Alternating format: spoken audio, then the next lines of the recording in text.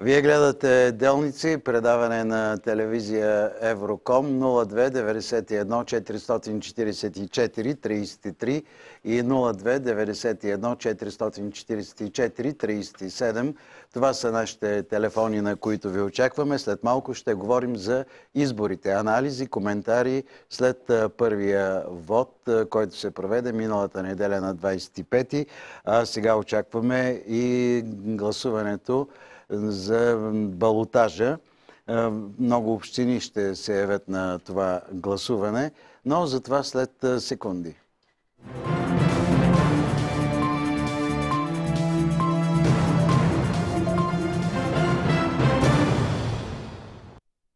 И така, при мен в студиото са господин Николай Гацев, бивш замкмет на София, и Мирослав Паскалев-Зорец, Социалистическа партия Български път.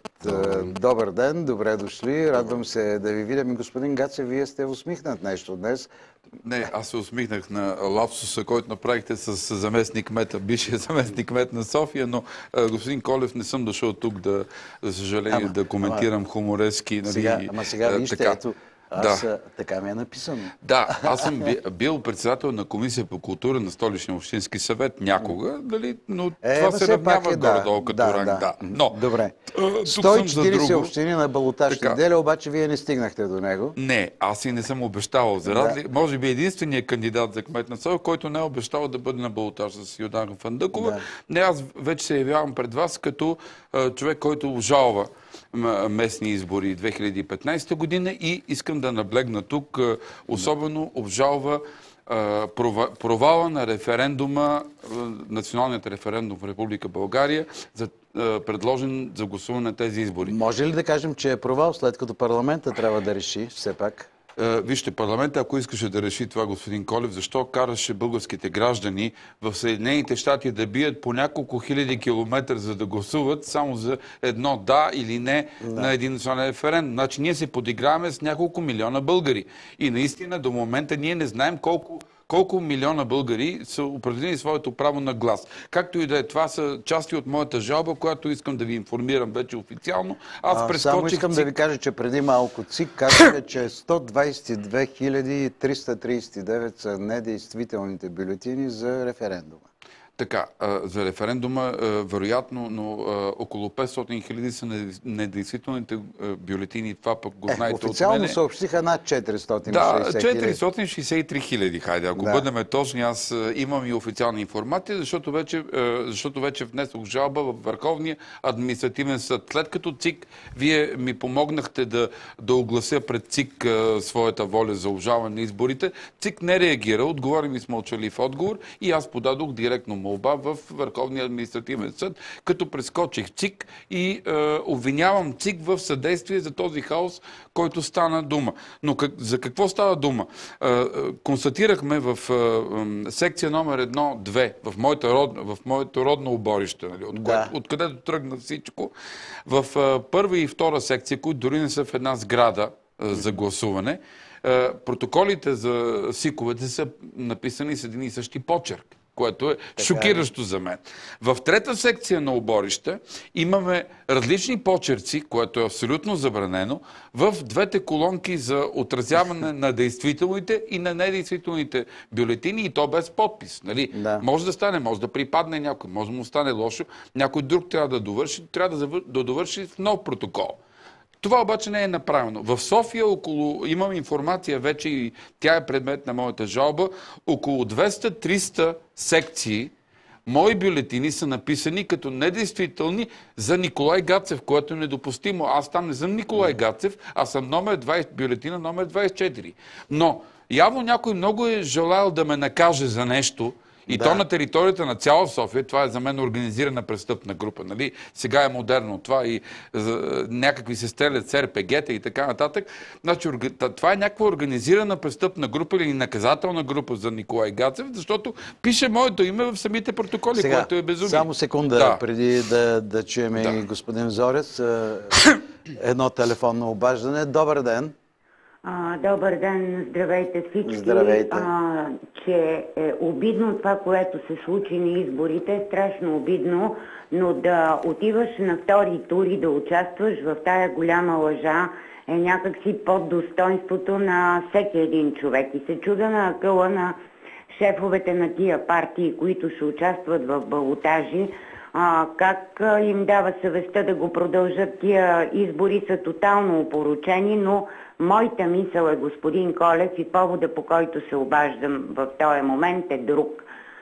Сутринта рано прочетоха, и вие го казахте в новините, ГЕРБ и Реформаторския блок в проекто предложението си за промяна на закона по пътищата на първо четене са гласували ние, много богатите, да караме зимата с зимни гуми и лятото с летни гуми. Някои шешари на тия фирми за гуми, т.е. те ще шарат на някой, който е лобирал за това предложение. И питам, защо в тая бедна страна няма внос на всесезонни гуми, които издирвам да си купа, както съм си купувала до сега? Да. Няма ли някой да спре лудостта на тия партии, защото народа с вота си не може да го направи? Ами да кажат гостите ви къде стоят тия, да отидем да им фраснем по един юмрук в сурата и по един шамар на майките им, деца ги родили, да могат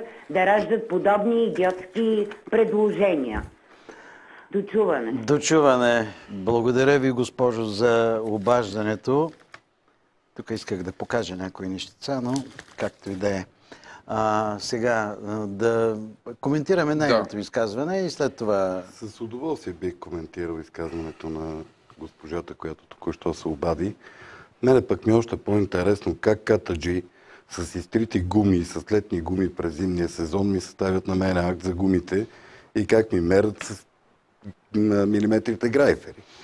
Иначе къде може да намери отговорните? Адресите са ясни. Площад Народно събрание, Ларгото, което е партийния дом, Министерски съвет, Държавен съвет. Добре, връщаме се на местните избори, връщаме се на това, за което говорихме, защото то е важното в момента. Това е също важна тема, но ние ще трябва да я разработим специално. Трябва да уважим всеки един зрител, който ни задал въпрос. Не, разбира се, това е ясно, но съвсем накратко, защото пък нямаме и много време. Мога ли да реагирам обаче на въпроса на репликата на зрителката? Да. На вас вече виждам са ви дали да пиете една студена вода, даже и личността, която ви е дала да пиете студената вода. Не правим ли реклама? Не правим реклама, правим по-скоро антиреклама. Бях посетен, аз не съм съгласен с мнението на дамата, че хората, които ще се кандидатират и ще участват в изборите утре, са недостойни. Напротив, това не съм го виждал. Аз сега ще ви шокирам. Това решение беше дадено от уговорители на избори, от Реформаторския блок. Аз ще кажа от кои и си заставам за думите, които дойдоха да ме агитират да ударя по кандидатката на ГЕРБ в моят роден район Оборище, госпожа Йорданка Фикирлийска, да участвам в кампанията срещу нея на втория тур и да агитирам срещу нея, за което аз категорично отказвам и в знак на манипулацията на Реформаторския блок искам да призова всички хора от Оборище да гласуваме за госпожа Йорданка Фикирлийска, която беше моят най-голям противник на тези избори. И ще призова и още нещо, пак ще шокирам хората, този път десните хора. В район Искър ние имаме ляв кандидат на балотаж, също нашия десен кандидат. Аз призовавам да подкрепим левият кандидат, Борис Цветков се казва той. В Студентски град и в район Витоша имам мои конкуренти още от Съюза на демократичните сили. Господин Божидар Василев и господин Теодор Петков на балотаж.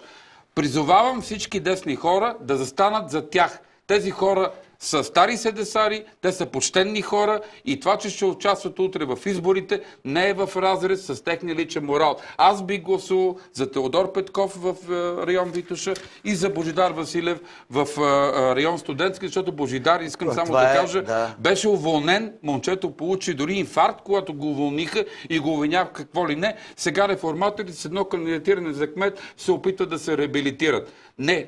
Гласувайте за Божидар Василев в Студентски град. Добре. Гласувайте за Йорданка Фикирлийска, моята най-голяма конкурентка. Тази, срещу която аз се кандидатирах в началото на местните избори. Гласувайте за нея. Тя не е лош избор за уборище при това, което ни се предлага. Реаниматорско нищо. ДБГ. Движение Пръмова и този човек искат да захапат район уборище. Имат ли право да продават такава вода с ликове на хора, които участват в избори? Не. Това предполагам не се продава. Това се дава. Право им е дадена да си пият студената водица още от сега. Ама не, господин Зорец, има и нещо друго, че тази вода кой гарантира с какви качества е? Все пак тя се раздава на избиратели. Виж сега, бяхме свидетели на едно ужасяващо престъпление. Да. Аз представлявах Национален форум Обединение в Обществения съвет към Комисия по изработване на нов изборен кодекс, така наречения в публичното пространство Кодекс Манолов. Да.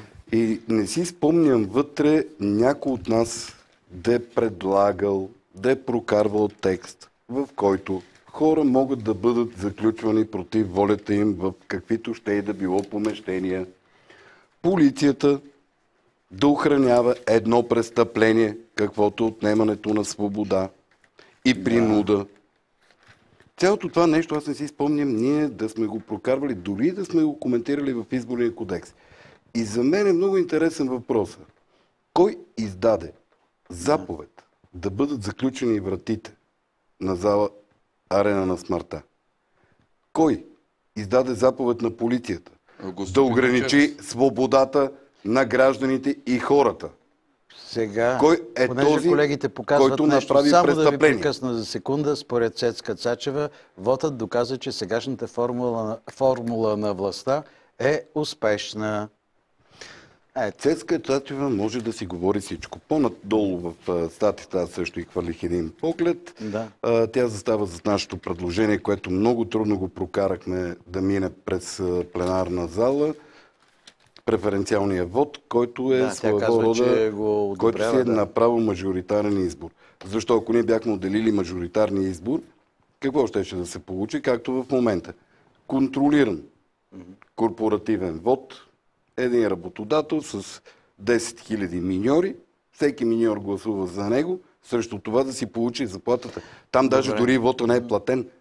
Господин Гацев, какво ще стане сега с вашето обжалване? Ще има ли ефект?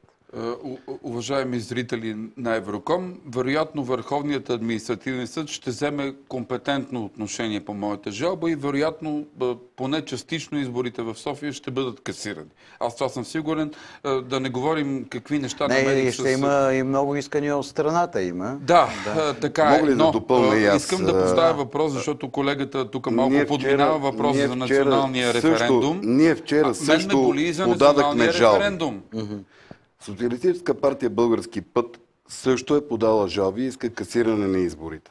Да. Много интересно беше, че в градове като Стара Загора и други, наши кандидати имат по-малко действителни бюлетини, отколкото недействителни. Има голяма разлика в броя гласували в протокола, който тръгва от РИК и този, който пристига в ЦИК. Аз имам към 5000 недействителни бюлетини в София. На две места в България ние би трябвало да бъдем не само на балотаж, а и втори в общинските съвети. На едно от тях ние дори вече нямаме и един общински съветник.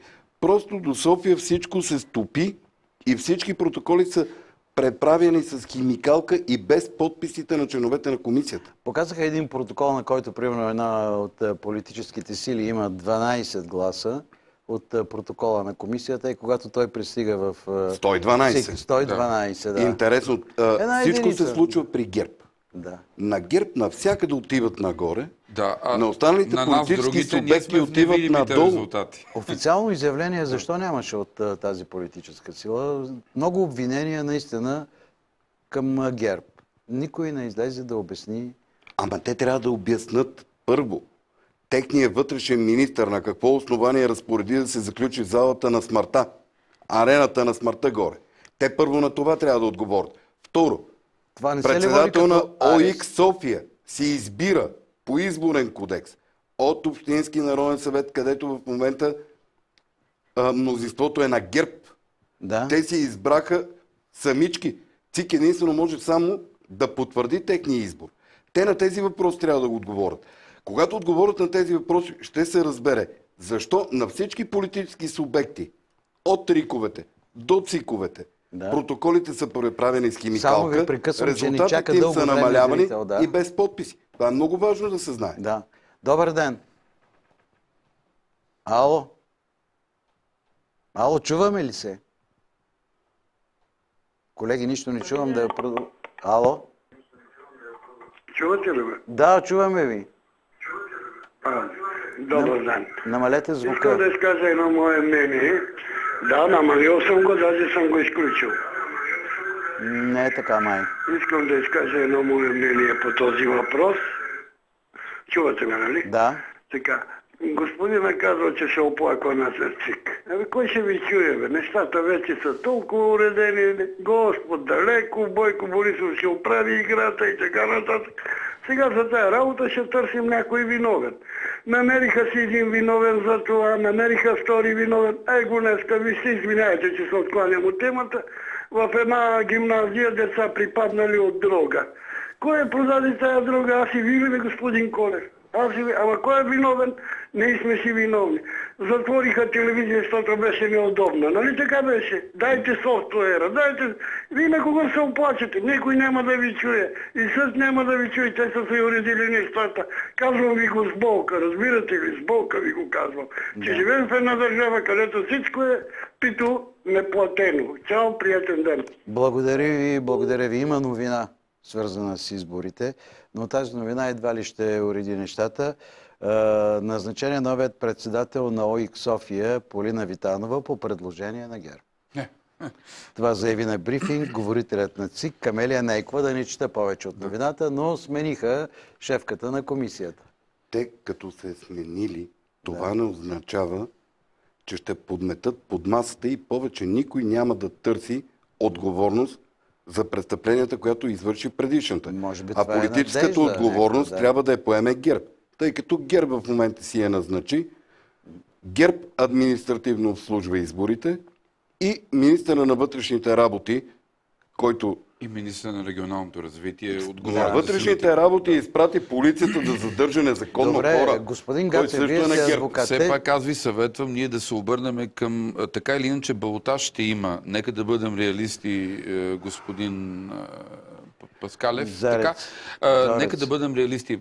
Балотаж ще има. И явно на този балотаж ГЕРБ вече дори е разделен, защото аз засякох и казах пред вас и сезирам ръководство на ГЕРБ София, че техни емисари вече работят срещу тяхната кандидатка на балотаж Йорданка Фикирлийска. Аз обаче напукна тези хора, които смятат, че всичко България е договорки, а не е гласуване и не уважават вота на българските граждани, казвам, гласувайте за Фикирлийска, напук на ръководството и на емисарите на ГЕРБ. Нека утре други ден да гласуваме за Фикирлийска, за Борис Цветков в Искър, който ми е противник и опонент от дълги години, за Божидар Василев и Теодор Петков, които са ми приятели, но сега се намират в реформаторски блок. Аз не мразя никой.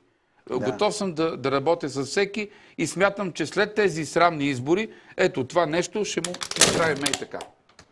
Добре.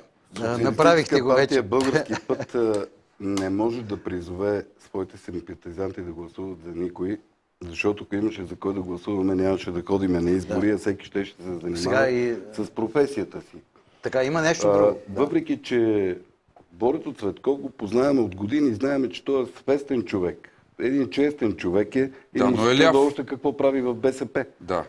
Добре, господин Гацев, все пак вие като юрист, тези хора, които бяха затворени, за които говорим вече няколко дни, това не е ли принудителен арест без вина?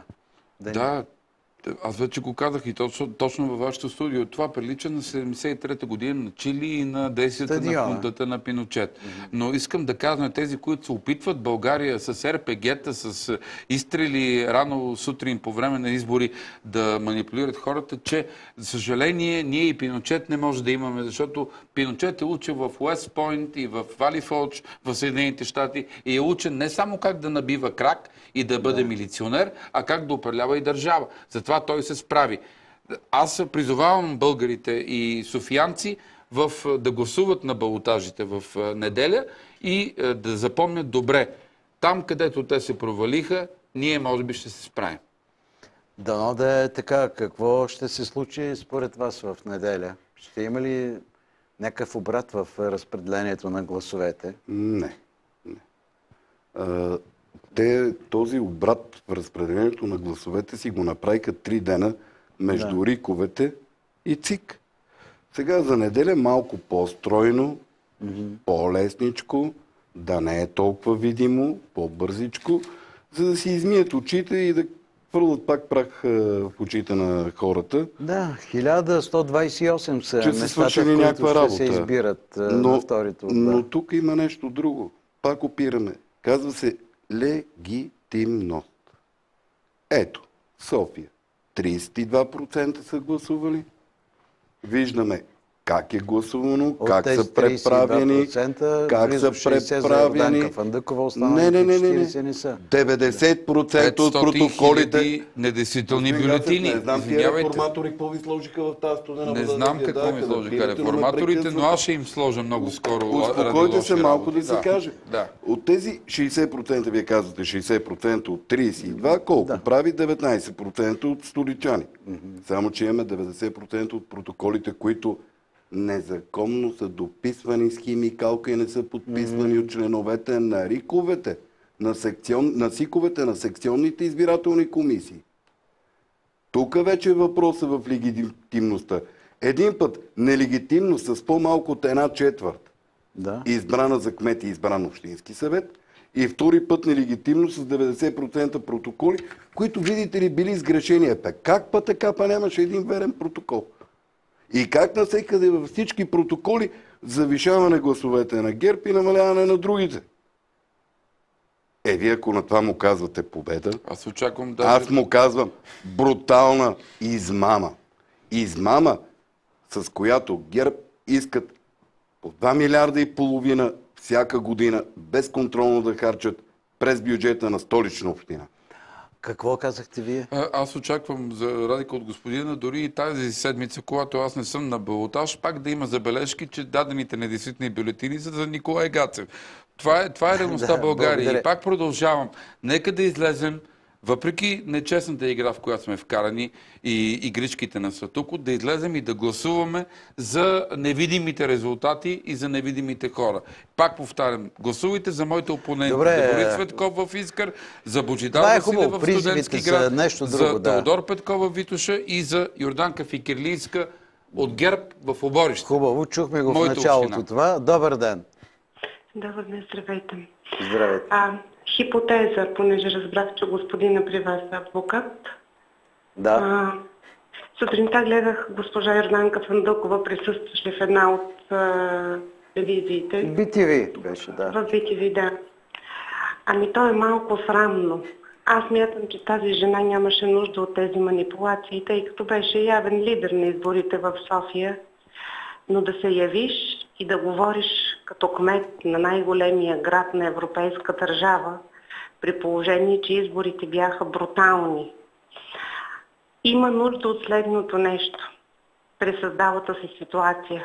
Всеки кмет да докаже, че е спечелил изборите при тези явни фалшификации. Защото няма как да се обявиш за новия кмет на София, при положение, че шефката на избирателната комисия подава оставка. Това е нонсенс просто. Тя подава оставка за нередности в изборите, а ти се показваш като спечелилия кандидат. По-голяма лудост, в която можем да бъдем вкарани като общество, надали има. Благодаря ви. Имаме някъде около минутка. Може ли аз да взема? Господин Колев, за реформаторите, вие ме питахте дали съм приготвил тях тази бутилка. Аз много съжалявам, че нямах такава бутилка, когато през 2013 година се палеха хора заради сметките на водача на реформаторската листа, господин Трайчо Трайков, който е избран за общински съветник и е водач на тяхната листа. Съжалявам, че тогава нямах такава бутилка с вода, за да изгася и да спася хората, които се самозапалиха.